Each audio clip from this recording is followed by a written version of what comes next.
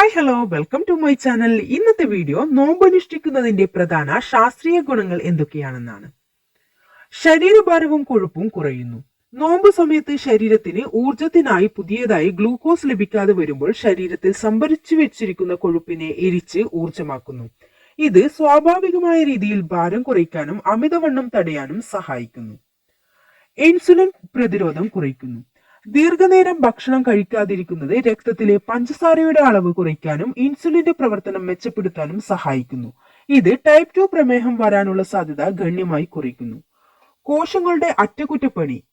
ദീർഘനേരം ഉപവസിക്കുമ്പോൾ ശരീരത്തിൽ ഓട്ടോഫാഗി എന്നൊരു പ്രക്രിയ സജീവമാകുന്നു. ശരീരത്തിലെ പഴയതും കേടുവന്നതുമായ കോശങ്ങളെയും പ്രോട്ടീനുകളെയും സ്വയം വിഴുങ്ങി നശിപ്പിച്ച് പുതിയ കോശങ്ങൾ നിർമ്മിക്കുന്ന പ്രക്രിയയാണിത്. ക്യാൻസർ പോലുള്ള രോഗങ്ങളെ പ്രതിരോധിക്കാനും വാർദ്ധക്യ സഹജമായ മാറ്റങ്ങളെ വൈകിപ്പിക്കാനും ഇത് സഹായിക്കും. ഹൃദയാരോഗ്യം മെച്ചപ്പെടുത്തുന്നു.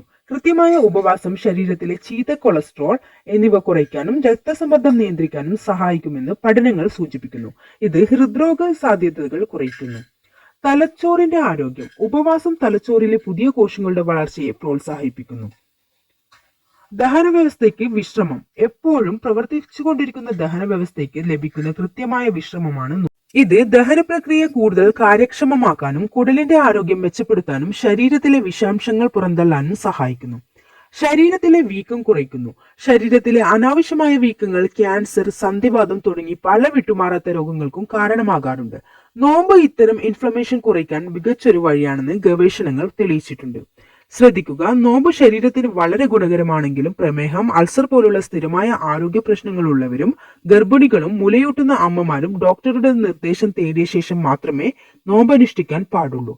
നോമ്പ് തുറന്നതിന് ശേഷം ശരീരത്തിലെ ജലാംശം നിലനിർത്താൻ ധാരാളം വെള്ളം കുടിക്കേണ്ടത് അത്യാവശ്യമാണ്.